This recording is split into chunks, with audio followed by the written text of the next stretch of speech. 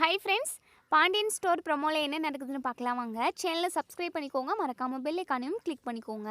நம்ம ராஜு வந்து அரசியை கொடுமைப்படுத்துகிற விஷயமா நம்ம முத்துவேல் கிட்ட பேசியிருப்பாங்க. முத்துவேலுமே ராஜு சொன்ன விஷயத்த யோசிச்சுக்கிட்டே தான் வீட்டுக்கு போகிற வழி எல்லாமே யோசிச்சுக்கிட்டே தான் போகிறாங்க. இன்ன வரைக்குமே பாண்டியன் குடும்பத்திலேருந்து இவங்க என்னை கொடுமைப்படுத்தினாங்க, நான் இப்படி கஷ்டப்பட்டுக்கிட்டு இருக்கேன் அப்படின்னு சொல்லிட்டு ராஜியாவும் எப்பவும் வந்து சொன்னது கிடையாது, நம்ம கேள்விப்பட்டதும் கிடையாது. இன்ன வரைக்குமே பாண்டியன் குடும்பத்தில் உள்ளவங்க எல்லாருமே ராஜியை நல்லபடியாக தான் பார்த்துக்கிறாங்க. அதே மாதிரி தான் நம்மளும். இந்த குமாருக்கு கொழுப்பு ஏறிட்டுருக்கு போல், அந்த கொழுப்பெல்லாம் கரைச்சா கரெக்டாக இருக்கும். அரசி எதுக்காக அவன் கொடுமைப்படுத்தணும்? ஏதோ ரோட்டில் வச்சு அசிங்கமாக பேசியிருக்கான், அவனை உண்டுலன்னு பண்ணுறேன். இந்த குமாருக்கு கொஞ்சம் கூட புத்தியே வராது போல். காதலிச்சு தான் கல்யாணம் பண்ணிட்டு வந்தான். ஒழுங்காக பார்த்துக்க தெரியாது அவனுக்கு. ஒழுங்காக பார்த்துக்க துப்பு இல்லை அப்படின்னா எதுக்காக இவன் கல்யாணம் பண்ணிட்டு வந்திருக்கணும் அப்படின்னு சொல்லிட்டு நம்ம முத்துவேல் வந்து மனசுக்குள்ளே நினச்சிக்கிட்டு வீட்டுக்கு போகிறாங்க. அங்கே வந்து நம்ம குமார் வந்து உள்ள ரூமில் இருக்காங்க. அப்போது நம்ம அரசி வந்து சொல்கிறாங்க, இங்கே பாருங்கள், என்கிட்ட ட்ரெஸ் எதுவுமே இல்லை, ஒரு 4 சாரீ தான் இருக்குது, அதுவும் உங்கள் அம்மா கொடுத்தது. வாங்க நம்ம துணி எடுத்துகிட்டு வருவோம் கடைக்கு போயிட்டு அப்படின்னு சொல்கிறாங்க. ஏய் என்னடி, உனக்கெல்லாம் துணி எடுத்து கொடுக்கணுன்ட்டு எனக்கு எந்த அவசியமும் இல்லை. நீ எல்லாம் எனக்கு யாருடி? ஃபஸ்ட்டு உன்னை இந்த வீட்டை விட்டு துரத்தணும், நீ என்னை விட்டுட்டு போகணும்னு சொல்லிட்டு தான் நான் ஃபஸ்ட்டு நினச்சிக்கிட்டு இருக்கனே. நீ என்னடானா ட்ரெஸ் எடுத்துக்கொடு அது எடுத்துக்கொடுன்னு சொல்லிட்டு உரிமையாக கேட்குற. உனக்கும் எனக்கும் என்ன ரிலேஷன்ஷிப் இருக்குது அப்படின்னு சொல்லிட்டு இங்கே குமார் வந்து கேட்கவும், உடனே அரசி சொல்கிறாங்க, என்னங்க நீங்கள் இப்படி பேசிட்டீங்க? நீங்கள் என் கழுத்தில் தாலி கட்டியிருக்கீங்க, அது உங்களுக்கு ஞாபகம் இருக்கா அப்படின்னு சொன்னதுமே இங்கே குமாருக்கு அப்படியே உச்சமண்டை வரைக்கும் ஏறுது கோவம். ஏய் இங்கே பாருடி, இன்னொரு டைமு உன் கழுத்தில் நான் தான் தாலி கட்டணுன்னு சொல்லிட்டேன், அம்புட்டு தான், என்ன பண்ணுவோன்னு எனக்கே தெரியாது பார்த்துக்கோ அப்படின்னு சொல்லிட்டு குமார் வந்து கோவப்படுறாங்க. இங்கே பாருங்கள், சும்மா கோவப்பட்டுக்கிட்டே இருக்காதீங்க. நான் உங்கள் பொண்டாட்டிக்கு தேவை அப்படின்றது எல்லாத்தையுமே புருஷன் தானே வாங்கி கொடுக்கணும், எல்லாத்தையுமே நீங்கள் தானே பார்த்துக்கணும். ஏங்க என்ன இப்படி கொடுமைப்படுத்துறீங்க? அது மட்டும் இல்லாமல் உங்கள் கூட நான் கல்யாணம் பண்ணிட்டு வந்தேன் அப்படின்னா சந்தோஷமாக இருப்பேன்னு சொல்லிட்டு லவ் பண்ணுறப்பெல்லாம் நினச்சேன். ஆனால் இப்படியெல்லாம் என்னை கொடுமைப்படுத்துவீங்கன்னு எனக்கு தெரியவே தெரியாது. அப்படி கொஞ்சமாக யோசிச்சிருந்தேன் அப்படின்னா கூட உங்களை நான் லவ்வே பண்ணியிருக்க மாட்டேன். காதலிச்சு கூட்டிகிட்டு வந்துட்டு இப்படியெல்லாம் கொடுமைப்படுத்துறீங்க. ஒரு துணிமணி கூட எடுத்து கொடுக்க மாட்டேறீங்க. நீங்கள் ரொம்ப பணக்கார வீட்டு பையன் நினச்சேன், ஆனால் ரொம்ப கஞ்சத்தனமாக இருக்கீங்க. ஏழை வீட்டு பையன் கூட தன்னோட பொண்டாட்டியை ரொம்ப நல்லா பார்த்துப்பான், ஆனால் நீங்கள் என்னன்னா இப்படி இருக்கீங்க. ச்சே, வேறு எவளாச்சும் உங்களை கல்யாணம் பண்ணிட்டு வந்திருந்தா அப்படின்னா கண்டிப்பாக நீயும் வேணாம், உன் வீடும் வேணாம், உன் சொத்தும் வேணான்னு சொல்லிட்டு தூக்கி போட்டுட்டு போயிட்டுருப்பா. நானுன்றதுனால எல்லாத்தையும் பொறுத்துக்கிட்டு இருக்கேன் அப்படின்னு சொல்லிட்டு நம்ம அரசி சொல்கிறாங்க. இங்கே பாருடி, உன்னால் யாரும் இந்த வீட்டில் இருக்க சொல்லி அடிக்கலை. நீ இந்த வீட்டை விட்டு போயிட்ட அப்படின்னா எனக்கு ரொம்ப சந்தோஷமாக இருக்கும், அதை தான் நான் எதிர்பார்க்குறேன். ஆனால் நடக்க மாட்டேங்குதே. என்னை பிடிச்ச பேய் மாதிரி பிடிச்சி என்னை ஆட்டிக்கிட்டு இருக்க. இங்கே பாருமா, நீ மனசு வச்சா இப்போ கூட நீ இந்த வீட்டை விட்டு போயிடலாம். அதுக்கப்புறம் எனக்கு பிடிச்ச மாதிரி என் லைஃப்பை நான் அமைச்சிக்குவேன். தயவு செஞ்சு போயிடுறீ அப்படின்னு சொல்லிட்டு இங்கே குமார் கேட்குறாங்க. இங்கே பாருங்க, அம்புட்டு சீக்கிரமாலாம் உங்களை விட்டு நான் போக மாட்டேன். நான் நினச்சதெல்லாம் நடக்கணும், அது வரைக்கும் இங்கே தான் இருப்பேன். இங்கே பாருங்கள், சும்மா வள கொலனாலாம் பேசிக்கிட்டு இருக்க வேண்டாம். வாங்க நம்ம போயிட்டு துணி கடைக்கு போயிட்டு எனக்கு பிடிச்ச ட்ரெஸ் எல்லாம் எடுத்துகிட்டு வருவோம் அப்படின்னு சொல்லிட்டு அரசி கூப்பிட்றாங்க. இங்கே பாருடி, என்னாலாம் முடியாது அப்படின்னு சொல்லிட்டு கீழே வந்துடுறாங்க. கீழே வந்து சோஃபா மேலே நம்ம சக்திவேல் உட்காண்ட்ருக்காங்க. எங்கள் குமார் வந்து சக்திவேல் பக்கத்தில் உட்காந்து பேசிக்கிட்டு இருக்காங்க. அப்பா, வாழ்க்கையே ரொம்ப கடுப்பாக இருக்குப்பா அப்படின்னு சொல்கிறாங்க. என்னடா அவனே, கல்யாணம் ஆகிட்டு 2 வாரமோ இல்லை 3 வாரம் கூட முழுசாக ஆகாது, அதுக்குள்ளே கடுப்பாக இருக்குது, வாழ்க்கையை சலிச்சு போன மாதிரி பேசிக்கிட்டு இருக்க. என்னடா, என்ன நடக்குது உங்களுக்குள்ள? சண்டை ஏதாவது போட்டுட்டு வந்தியா அப்படின்னு சொல்லி கேட்குறாங்க. அப்பா, என் பிரச்சனையை யாருக்குப்பா நான் சொல்ல முடியும்? சொன்னாலும் புரியவும் புரியாது. எதுக்குப்பா, விடுங்க அப்படின்னு சொல்லி 2 பேரும் பேசிக்கிட்டு உட்காண்ட்ருக்காங்க. அப்போ தான் நம்ம அரசி வந்து ரெடியாகி கிளம்பி வராங்க. குமார்கிட்ட, இங்கே பாருங்கள், நான் கிளம்பிட்டேன், நீங்களும் வாங்க, எனக்கு துணி எடுத்து கொடுப்பீங்க அப்படின்னு சொல்லிட்டு அரசி கூப்பிட்றாங்க. அப்போ தான் நம்ம முத்துவேலும் வீட்டுக்குள்ளே வந்து நிற்கிறாங்க. எங்கள் குமார் வந்து அரசியை பயங்கரமாக கத்திக்கிட்டு இருக்காங்க. ஒழுங்கு மரியாதையாக போடி, என்னால் ட்ரெஸ் எல்லாம் எடுத்து கொடுக்க முடியாது அப்படின்னு சொல்லிட்டு இங்கே ஒரு மாதிரி அசிங்கமாக பேசிக்கிட்டு இருக்காங்க. உனக்கு ட்ரெஸ் வேணும் அப்படின்னா உன் அப்பனை போய் கேளு, என்னெல்லாம் எதுவும் கேட்காத அப்படின்னு சொல்லிட்டு இங்கே குமார் வந்து கண்டபடி பேசிடுறாங்க. இது எல்லாத்தையுமே நம்ம முத்துவேல் வந்து கவனிக்கிறாங்க. முத்துவேலுக்கு பயங்கர கோவம் வருது. டே குமார், என்னடா இப்படி தான் பேசிட்டியா அரசிக்கிட்ட? இங்கே பார், பாண்டியன் குடும்பத்துக்கு ராஜி போன அப்பத்துலேருந்தே அவள் எந்த குறையும் சொன்னது கிடையாது. அது மட்டும் இல்லாமல் நான் அந்த மாதிரி அவள் கொடுமையை அனுபவிக்கிறான்னு சொல்லிட்டு எப்போவுமே கேள்விப்பட்டதும் கிடையாது. இப்போ வரைக்கும் ராஜி சந்தோஷமாக தான் இருக்கா. ராஜியை அந்த வீட்டாளுங்க எல்லாருமே சந்தோஷமாக பார்த்துக்கிறாங்க. அதே மாதிரி தான் நமக்கு பாண்டியன் குடும்பத்தில் வேணால் பகை இருக்கலாம். ஆனால் அரசி பிள்ளை என்ன பாவம் பண்ணுச்சு? அரசியை நீ சந்தோஷமாக பார்த்துக்கணும். அரசிக்கு என்னெல்லாம் தேவையோ அது எல்லாத்தையுமே நீ தான் பண்ணி கொடுக்கணும். நீ காதலிச்சு தானே கல்யாணம் பண்ணிட்டு வந்த. போயிட்டு அவளுக்கு ஏதோ வேணும்னு சொல்லி கூப்பிட்றா பாரு. போயிட்டு அவளுக்கு ட்ரெஸ் எல்லாம் எடுத்து கொடுத்து வேறு என்னெல்லாம் வேணுமோ எல்லாமே வாங்கி கொடுத்து கூட்டிகிட்டு வாப்போ அப்படின்னு சொல்கிறாங்க. உடனே நம்ம குமார் இருந்துட்டு, என்ன பெரியப்பா நீங்களும் புரிஞ்சுக்காமல் பேசுகிறீங்க, எனக்கு வேலை இருக்குது, நான் போகலை அப்படின்னு சொல்கிறாங்க. வந்து விட்டேன்னு வச்சுக்கோ, அப்படியே சுருண்டுக்குவேன், போடா. ஏன் என் பேச்சை மதிக்கக்கூடாதுன்னு சொல்லிட்டு ஏதாவது திட்டம் போட்டிருக்கே என்ன?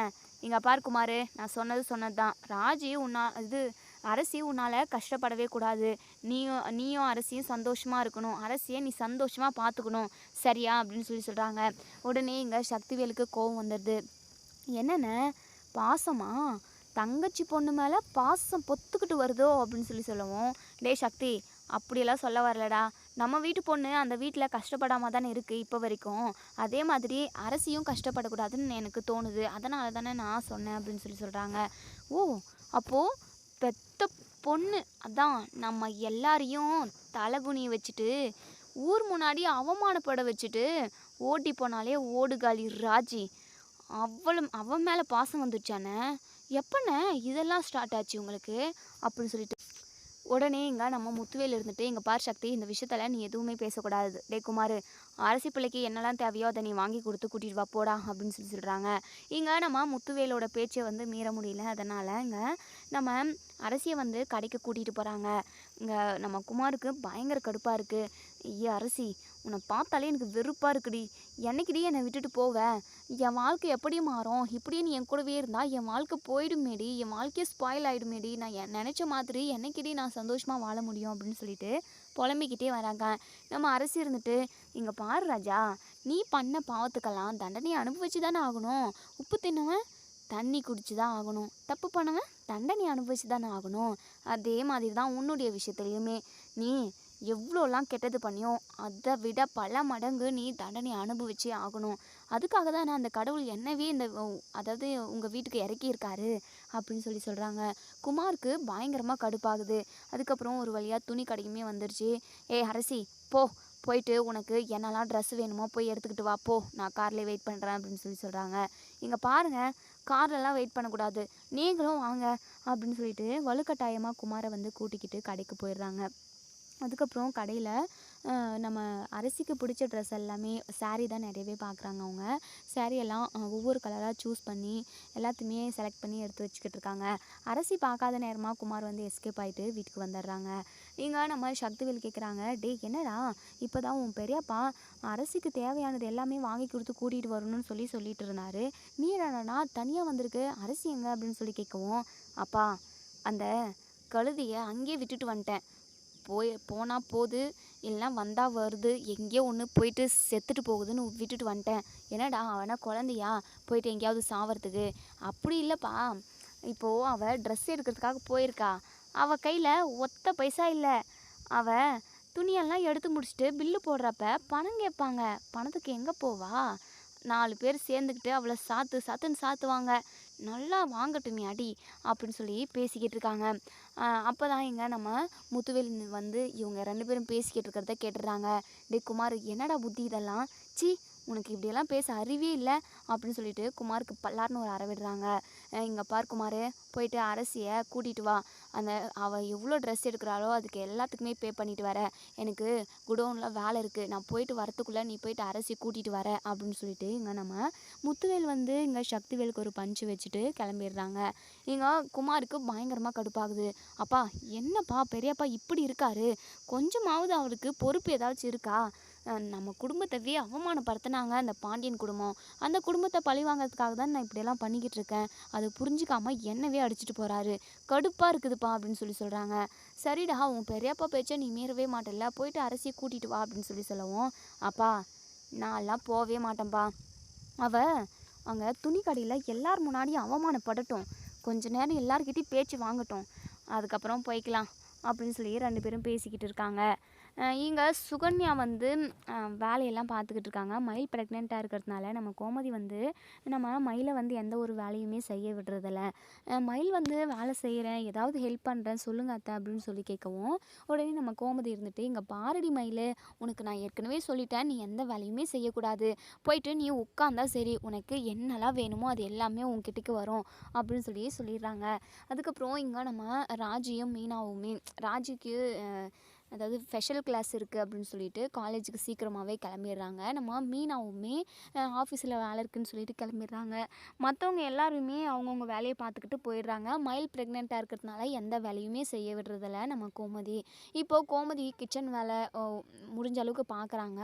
இங்கே சுகன்யா மட்டும்தானே வீட்டில் சும்மா இருக்காங்க. அதனால சுகன்யாவுக்கு நிறைய வேலை, வீடெல்லாம் கூட்டி பெருக்கணும், ஒட்டடை அடிக்கணும், துடைக்கணும், துணி துவைக்கணும், பாத்திரம் தேய்க்கணும்னு சொல்லிட்டு இம்புட்டு வேலை, நிறைய வேலை இருக்குது. இதெல்லாம் பார்த்துட்டு பயங்கரமாக கடுப்பாகிறாங்க சுகன்யா. பயங்கர டென்ஷன் ஆகுது. எனக்கு கடுப்பாக இருக்குது. மயில் கர்ப்பமானா அதுக்கு நான் என்ன பண்ண முடியும்? இருக்கிற மொத்த வேலையும் என் தலையில் கட்டிட்டாங்க. இந்த வீட்டில் இளிச்சவாயாக இருக்கிறது நான் தானே. ஒட்டுமொத்த வேலையும் நம்ம தான் செஞ்சு ஆகணும். கடவுளே, இந்த பழனி வேற எதுக்கு தான் இப்படி இருக்கானோ? நம்ம தலையில் இவனை கல்யாணம் கட்டி வச்சுட்டு நம்ம இப்புண்டு கஷ்டப்பட்டுக்கிட்டு இருக்கோம். பேசாமல் கல்யாணம் ஆகாமல் நம்ம வீட்லேயே இருந்திருந்தா கூட சந்தோஷமாக இருந்திருக்கலாம். இப்போ இம்புட்டு வேலையும் நம்ம செஞ்சு தான் ஆகணும். இந்த வீட்டோட வேலைக்காரி மாதிரி ஆகிப்போச்சு நம்ம பொழப்பு. இவன் மட்டும், இந்த பழனி மட்டும் சரியாக இருந்திருந்தான் அப்படின்னா நம்ம பாட்டுக்கு அந்த பணக்கார வாழ்க்கையை அனுபவிச்சுக்கிட்டு இருந்திருக்கலாம். வீட்டில் அக்காவும் வடிவு அக்கான்னு எல்லாருமே நமக்கு வேலை செஞ்சு கொடுத்துருந்துருப்பாங்க. அதுவும் ஏசியில் நல்லா ஜாலியாக குழு குழுன்னு இருந்திருக்கலாம். இவ்வளோ பெரிய வீடு அழகாக நம்ம வாழ்க்கையை சூப்பராக ஸ்மூத்தாக போய்கிட்டு இருந்திருக்கோம். ஆனால் இந்த கொட்டாங்குச்சி மாதிரி இருக்கிற வீட்டுக்குள்ளே கூட்டிகிட்டு வந்து நம்மளை இம்புட்டு கஷ்டப்பட வச்சிட்ருக்காங்க. எம்புட்டு வேலையை செய்யணும் அப்படின்னு சொல்லிட்டு இங்கே சுகன்யாவை ஒரு பக்கம் புலம்பிக்கிட்டு இருக்காங்க. நம்ம கோமதி வந்து ரெகுலராக நம்ம சுகன்யாவோட கேரக்டர் வந்து தெரியாது. இந்த வேலையை செய் அந்த வேலையை செய்ன்னு சொல்லிக்கிட்டே இருக்காங்க. இங்கே சுகன்யாவுக்கு கடுப்பாக இருக்குது. அதுக்கப்புறம் நம்ம ஒரு வழியாக சுகன்யா எல்லாருமே சமைச்சு முடிச்சிடுறாங்க. மதியம் சாப்பாட்டுக்குமே எல்லாருமே வந்து சாப்பிட்டு போயிடுறாங்க. திரும்பவும் ஈவினிங் வந்து நம்ம பாண்டியன் எல்லாருமே வேலை முடிச்சுட்டு வந்துடுறாங்க. அதுக்கப்புறம் அவங்கவுங்க வேலையை பார்த்துக்கிட்டு இருக்காங்க. இங்கே ராஜு இருந்துட்டு மீனா கிட்ட பேசுகிறாங்க. 2 பேரும் பேசிக்கிட்டு இருக்காங்க. யாருமே இல்லாத நேரத்தில் தான் பேசுகிறாங்க. ராஜி சொல்கிறாங்க, அக்கா இந்த குமார் ஓவராக தான் பண்ணிக்கிட்டு இருக்கான், அரசியை கொடுமை பண்ணிக்கிட்டு இருக்கான். நேற்று நானும் கதிரும் கடைக்கு போயிருந்தோம், இளநீ தான் சாப்பிட்டுட்டு இருந்தோம். அப்போது அரசியை நடு ரோட்டில் வச்சு எப்படி திட்டுறான், ரொம்பவே கடுமையாக நடந்துக்கிறாங்க்கா. எனக்கு பார்க்கவே ரொம்ப மனசு கஷ்டமாக போச்சு. இந்த கஷ்டத்தெல்லாம் அனுபவிச்சுக்கிட்டு ஏன் தான் இந்த அரசி அந்த வீட்டில் கஷ்டப்பட்டுக்கிட்டு இருக்கான்னு தெரியல. அரசி நினச்சானா இப்போ கூட நம்ம வீட்டுக்கு வந்துடலாம், அவன் வாழ்க்கையை வேறு மாதிரி மாற்றிக்கலாம். ஆனால் அரசி கொஞ்சம் கூட புரிஞ்சிக்கவே மாட்டேங்கிறாக்கா. அக்கா நீங்கள் ஒரு விஷயம் செய்கிறீங்களா அப்படின்னு சொல்லி கேட்கவும், நம்ம மீனா இருந்துட்டு சொல்லுற ராஜி, நான் எதுவாக இருந்தாலும் செய்கிறேன். ஏன்னா அரசியோட வாழ்க்கை ரொம்பவே மோசமாக போய்கிட்டு இருக்கு. அவள் பழி வாங்குற எண்ணத்தில் அவள் வாழ்க்கையை ஸ்பாயில் பண்ணிக்கிட்டு இருக்கோன்னு சொல்லிட்டு அவள் கொஞ்சம் கூட யோசிக்கவே மாட்டேங்கிறா. ஏதாவது பண்ணலாம் சொல்லு ராஜி அப்படின்னு சொல்லி கேட்குறாங்க. இவங்க 2 பேரும் பேசிக்கிட்டு இருக்க நேரத்தில் சுகன்யா வராங்க. இவங்க 2 பேரும் ஏதோ சீக்ரெட் பேசிக்கிட்டு இருக்கானுங்கன்னு சொல்லிட்டு நம்ம சுகன்யா வந்து ஓரமாகவே நின்று கவனிச்சிக்கிட்டு இருக்காங்க. என்ன தான் இவங்க பேசுகிறாங்க அப்படின்னு சொல்லிட்டு ராஜு வந்து சொல்கிறாங்க, அக்கா இந்த அரசி தனக்கு தானே தாலியை கட்டிக்கிட்டு குமார் தான் தாலி கட்டினான் அப்படின்னு சொல்லிட்டு அந்த வீட்டில் இருந்துக்கிட்டு இருக்கா. எதுக்காக அந்த தேவையில்லாத வேலை? குமார் டெய்லியுமே அரசியை ரொம்பவே டார்ச்சர் பண்ணுறான்னு நினைக்கிறேன். நானே நேரில் அன்றைக்கி பார்த்தேன்ல, எனக்கு ரொம்பவே மனசு கஷ்டமாக போச்சுக்கா. நீ வேணா அரசியை தனியாக மீட் பண்ணி இந்த வேலையெல்லாம் எதுக்கு அரசி, நீ நம்ம வீட்டுக்கே வந்துரு, அந்த தாலி என்ன குமாரா கட்டினா, நீயே உனக்கு கட்டிக்கிட்ட தாலி தானே, அந்த தாலியை கழட்டி போட்டுட்டு வா அப்படின்னு சொல்லிட்டு ஏதாவது பேசி அரசியை நம்ம வீட்டுக்கே கூட்டிகிட்டு வந்து அவளுக்கு ஒரு நல்ல வாழ்க்கை அமைச்சு வச்சிடலாமே அப்படின்னு சொல்லிக்கிட்டு இருக்காங்க. மீனாவுமே அதை தான் நான் அன்றைக்கே அரசிக்கிட்ட சொன்னேன். ஆனால் அவள் ஏற்றுக்கிற மாதிரி தெரியல. குமாரை பழி வாங்குறேன் அது வாங்குறேன்னு சொல்லிட்டு இப்போ வரைக்குமே அடம் பிடிச்சிக்கிட்டு இருக்கா. என்ன தான் பண்ண முடியும்? சரி, நீயும் நானும் மீட் பண்ணி பேசி பார்க்கலாம், என்ன சொல்கிறான்னு பார்க்கலாம் அப்படின்னு சொல்லி 2 பேரும் பேசிக்கிட்டு இருக்காங்க. இதை எல்லாத்தையுமே நம்ம சுகன்யா கேட்குறாங்க. பயங்கர அதிர்ச்சி சுகன்யாவுக்கு. என்ன இது, என்னென்னமோ நடந்திருக்கு, நமக்கு இந்த விஷயமெல்லாம் தெரியவே இல்லை. இந்த ராஜிக்கும் மீனாக்கும் எப்படி இந்த விஷயம் தெரிஞ்சிருக்கும்? இந்த குமார் பையன் நம்மக்கிட்ட ஒரு வார்த்தை சொல்லலை. அரசியை லவ் பண்ணுறப்ப மட்டும் ஏதாவது வேலை ஆகணும் அப்படின்னா சித்தி சித்தின்னு ஃபோன் பண்ணிக்கிட்டே இருப்பான். ஆனால் இப்போ இம்புட்டு பெரிய விஷயம் நடந்திருக்கு. அப்போது அரசி அன்னைக்கு பேசுனது எல்லாமே பொய்யா? விருப்பப்பட்டு தான் குமாரை கல்யாணம் பண்ணிக்கிட்டேன்னு சொல்லிட்டு என்னென்னமோ கதையை விட்டா, இன்றைக்கி என்னடானா தனக்கு தானே தாலி கட்டிக்கிட்டாளா? எதுக்காக இப்போ அரசி இப்படியெல்லாம் பண்ணிக்கிட்டு இருப்பான்? இந்த குமார் அப்படி என்ன தான் அரசியை தொந்தரவு பண்ணியிருப்பான்னு தெரியலையே. என்ன நடந்திருக்கும்? சரி, இந்த விஷயத்த நம்ம இப்படியே விட்டுறக்கூடாது. நம்ம போயிட்டு குமாரை கேட்டே ஆகணும் அப்படின்னு சொல்லிட்டு இங்கே நம்ம சுகன்யா வந்து குமாரை கேட்குறதுக்காக போகிறாங்க. இங்கே குமாரும் சக்திவேலும் ஹாலில் தான் உட்காந்து பேசிக்கிட்டு இருக்காங்க. குமார்கிட்ட சொல்கிறாங்க, என்ன குமார், என்கிட்ட எம்புட்டு பெரிய விஷயத்த மறைச்சிட்ட அப்படின்னு சொல்லி கேட்குறாங்க. என்ன சித்தி, நான் என்ன விஷயத்த மறைச்சேன்? என்னன்னு சொன்னால் தானே தெரியும் அப்படின்னு சொல்லவும், உனக்கும் அரசிக்கும் உண்மையாகவே கல்யாணம் நடந்துச்சா அப்படின்னு சொல்லி கேட்குறாங்க. நம்ம குமாருக்கு பயங்கர அதிர்ச்சியாக இருக்குது. இந்த விஷயமெல்லாம் உங்களுக்கு எதுக்காக அப்படின்னு சொல்லிட்டு கோவமாக கேட்குறாங்க. எனக்கு விஷயம் தெரிஞ்சதுனால தான், இந்த விஷயத்துக்காக என்ன நடந்தது ஏது நடந்ததுன்னு தெரிஞ்சுக்கிறதுக்காக தான் நான் உங்ககிட்ட கேட்குறேன். சொல்லுடா குமார் அப்படின்னு சொல்லி கேட்குறாங்க. ஆமாம், கல்யாணம் நடந்துச்சு அப்படின்னு சொல்கிறாங்க. என்ன குமார், என்கிட்டயே போய் சொல்கிற? எதுவாக இருந்தாலும் இந்த சித்திக்கு ஃபோன் பண்ணி சொல்லிடுவேன். ஆனால் இப்போ என்னடானா என்கிட்ட உண்மையை மறைக்கிற? அரசி தனக்கு தானே தாலி கட்டிக்கிட்டாலுமே இந்த விஷயத்த எனக்கு ஒருத்தர் சொன்னாங்க அப்படின்னு சொல்கிறாங்க. இதை கேட்டதுமே சக்திவேலும் குமாரும் பயங்கரமாக அதிர்ச்சி ஆகுறாங்க. சக்திவேல் இருந்துட்டு, என்ன சுகன்யா, என்ன பேசிக்கிட்டு இருக்க? அப்போது குமார் வந்து அரசி கழுத்தில் தாலி கட்டலையா அப்படின்னு சொல்லி கேட்கவும், ஆமாம்மாம்மா, என்னென்னமோ நடந்திருக்கு. அது முழுசாவே குமாருக்கு மட்டும்தான் தெரியும். ஆனால் எனக்கு ஒரு சில விஷயமெல்லாம் தெரிஞ்சிச்சு. குமார் வந்து அரசி கழுத்தில் தாலி கட்டவே இல்லை. 2 பேருக்கும் கல்யாணம் நடக்கவே இல்லை. எந்த காரணத்துக்காக அரசி வந்து அவளே தாலி கட்டிக்கிட்டா அப்படின்னு சொல்லிட்டு எனக்கு இப்போ வரைக்குமே புரியல. அதனால தான் குமார்கிட்ட கேட்டுட்டு போகலான்னு வந்தேன் அப்படின்னு சொல்கிறாங்க. உடனே நம்ம சக்தி இருந்துட்டு, என்னடா குமார், என்னடா நடந்துக்கிட்டு இருக்கீங்க? எனக்கு ஒன்றுமே புரியலடா. இந்த விஷயத்த நீ என்கிட்ட கூட சொல்லவே இல்லைடா அப்படின்னு சொல்லவும், அப்பா இப்படின்னு சொன்னால் யார் தான் நம்புவீங்க? என்ன தான் அடிக்க வருவீங்க. அதனால தான் நான் இந்த விஷயத்த சொல்லவும் முடியாமல் மெல்லவும் முடியாமல் ஒவ்வொரு நாளும் தண்ணியில் நின்று தவிச்சிக்கிட்டு இருக்க மாதிரி இருக்கேன்ப்பா அப்படின்னு சொல்கிறாங்க.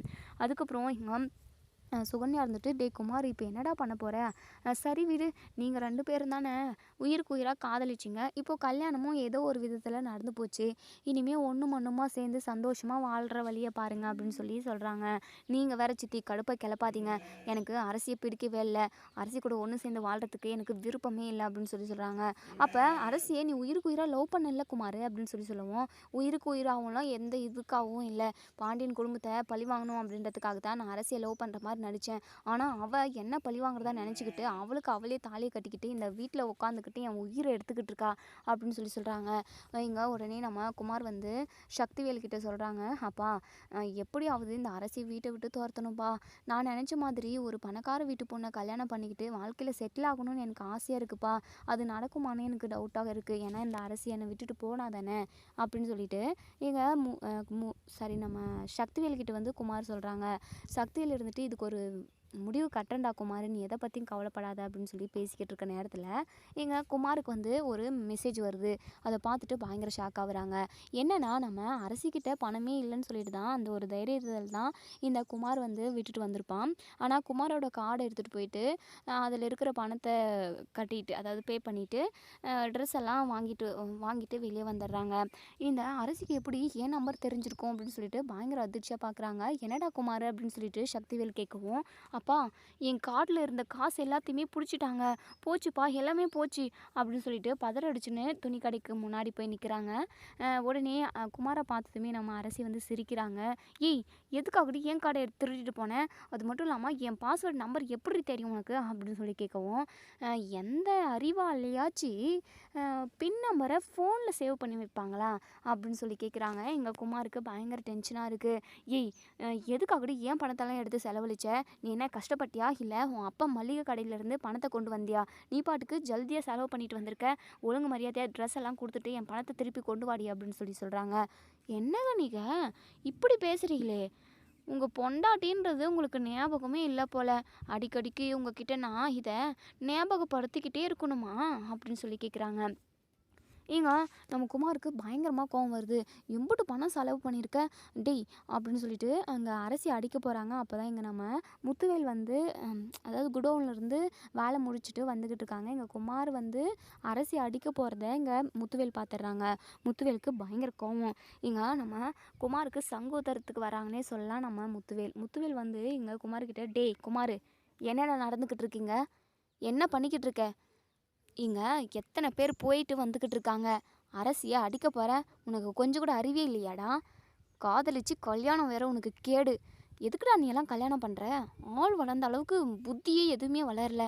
இப்படி அடிக்கிறியே, திடுப்புன்னு போலீஸ் வந்து நின்று எதுக்காக நடு ரோட்டில் ஒரு பொம்பளை பிள்ளையை கை நீட்டுற அப்படின்னு சொல்லிட்டு உன்னை அரெஸ்ட் பண்ணிட்டு போனாங்கன்னா என்னடா பண்ணுவ? ஒன்றும் பிடுங்க முடியாது உன்னால். எதுக்காகடா இப்படி இருக்கிற நீ? நீ எல்லாம் எங்கள் குடும்பத்தில் தான் வாரிசாக வந்து பிறந்தியாடா? சி மூஞ்சப்பாரு முகரையப்பாரு.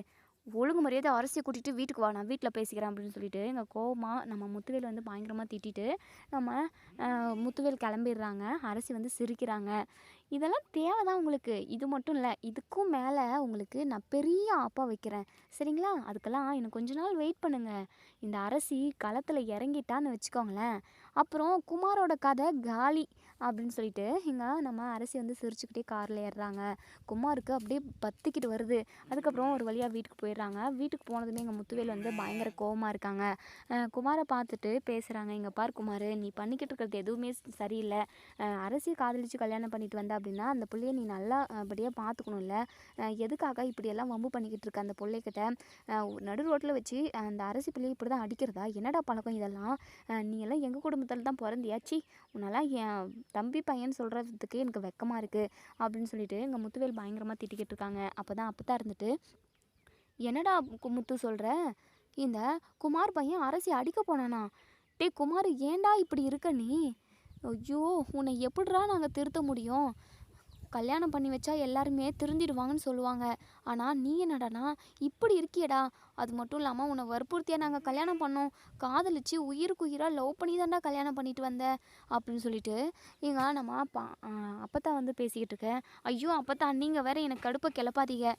ஏற்கனவே நான் பயங்கர கடுப்பில் இருக்கேன். சும்மா நீங்கள் வேறு நடுவில் பேசிக்கிட்டு எனக்கு டென்ஷன் பண்ணாதீங்க, என்னை ஆளை விடுங்க அப்படின்னு சொல்லிட்டு குமார் வந்து போய்ட்டு ரூமில் உட்காந்துக்கிட்டு கதவை லாக் பண்ணிக்கிறாங்க. எங்கள் அரசி வந்து அழுகிற மாதிரியே நடிக்கிறாங்க.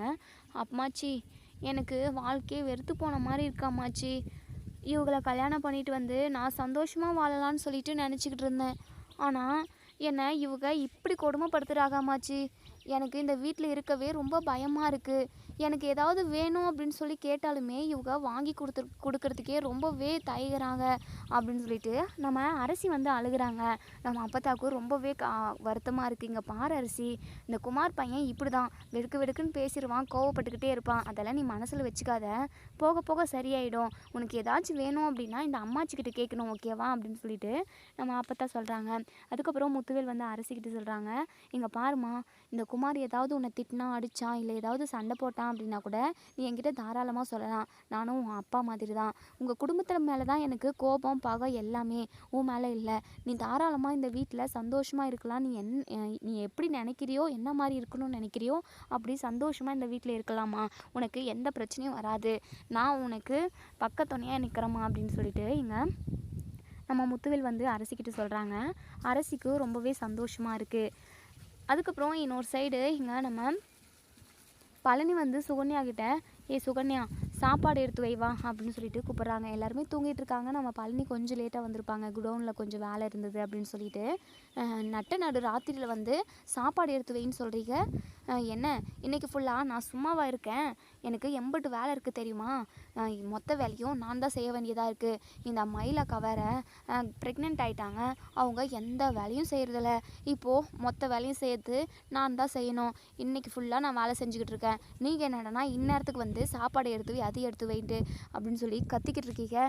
எனக்கு தூக்கமாக வருது, நீங்கள் போட்டு சாப்பிடுங்க, சாப்பிட்டுலாம் இருங்க அப்படின்னு சொல்லிட்டு எங்கள் சுகன்யா போயிட்டு படுத்து தூங்க போயிடுறாங்க. நம்ம பழனிக்கு ரொம்பவே மனசு கஷ்டமாக இருக்குது. சரி இவ போட்டால் தான் நமக்கு சாப்பாடு உள்ளே போகுமா என்ன, நம்மளே போட்டு சாப்பிடுவோம் அப்படின்னு சொல்லிட்டு நம்ம பழனி வந்து சாப்பிட்டு தூங்கிடுறாங்க. மறுநாள் காலையில் நம்ம மயில் எந்திரிச்சதுமே எங்கள் சரவணன் கிட்ட பேசுகிறாங்க. நம்ம குழந்தைய வந்து பார்க்கணுன்ட்டு எனக்கு ஆசையாக இருக்குது, ஆனால் இப்போல்லாம் தெரியாது, சின்னதாக தான் உருவாயிருக்கும். நம்ம டாக்டர்கிட்ட போயிட்டு ஸ்கேன் எடுத்துகிட்டு வரலாமா அப்படின்னு சொல்லி கேட்குறாங்க. நம்ம சரவணனுமே சரி உனக்கு ஹாஸ்பிட்டலு இல்லை வேறு ஏதாவது வேணும் அப்படி இப்படின்னு எது கேட்டாலும் நான் செய்கிறேன்னு சொல்லிட்டு இருக்கேன், உனக்கு எதுனாலும் நான் செய்கிறேன் மயில் அப்படின்னு சொல்லிட்டு நம்ம சரவணன் சொல்கிறாங்க. இனி என்ன நடக்கும் அப்படிங்கிறத வெயிட் பண்ணி பார்ப்போம் ஃப்ரெண்ட்ஸ். வீடியோ பிடிச்சிருந்தா லைக் பண்ணி கமெண்ட் பண்ணி தெரிவிங்க. தேங்க்யூ.